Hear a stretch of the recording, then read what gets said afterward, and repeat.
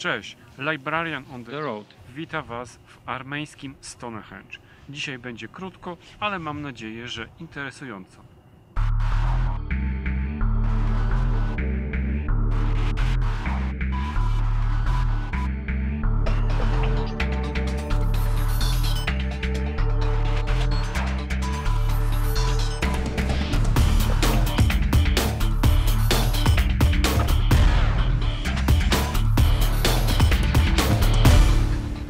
Karahuncz. Tak nazywa się to miejsce, w którym obecnie się znajdujemy. Co dokładnie znaczy to słowo, bo to jest bardzo ciekawe.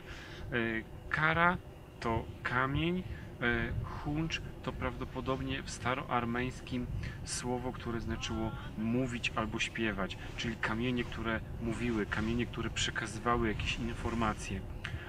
Jest też teoria, która mówi, że to nie było początkowo huncz, tylko buncz.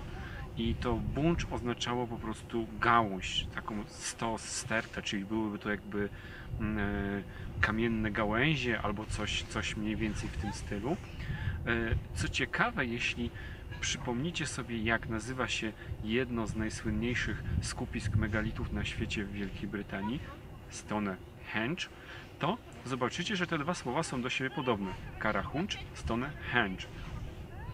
I niektórzy z Ormian twierdzą, że to właśnie potomkowie budowniczych Karahuncz zbudowali Stonehenge.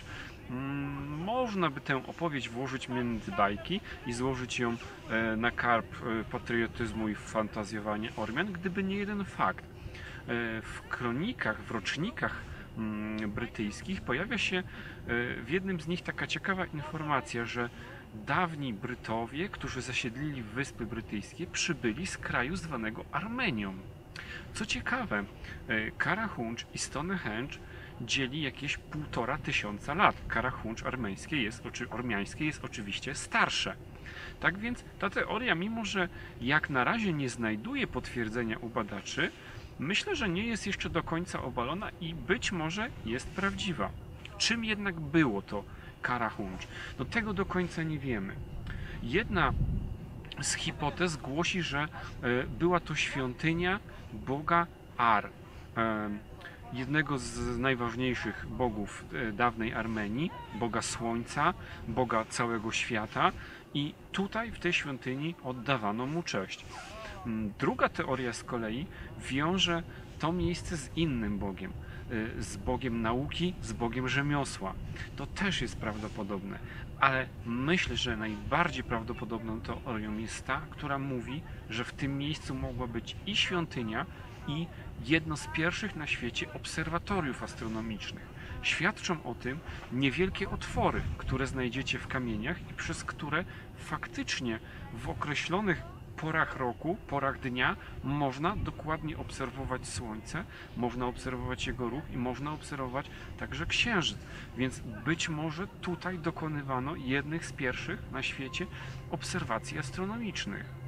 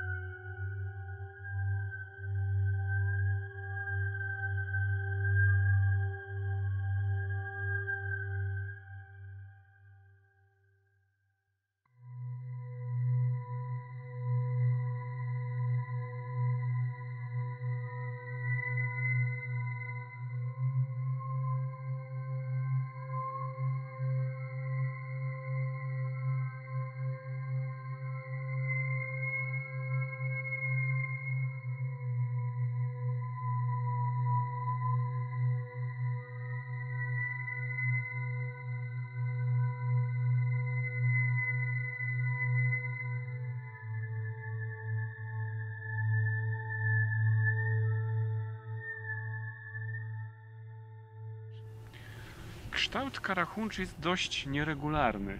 Widzimy tutaj różnego rodzaju koła, widzimy takie wężowe linie.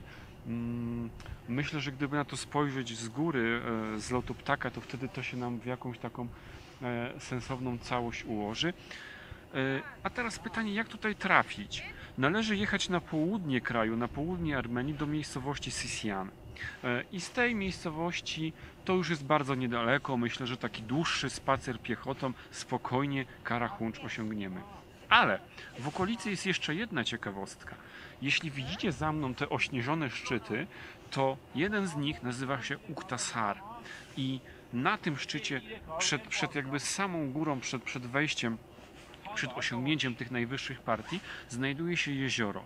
Wokół tego jeziora, na rozrzuconych kamieniach, możemy odnaleźć petroglify, rysunki przedstawiające życie ludzi. No tutaj badacze spierają się być może nawet z XII wieku przed naszą erą, tak twierdzą niektórzy.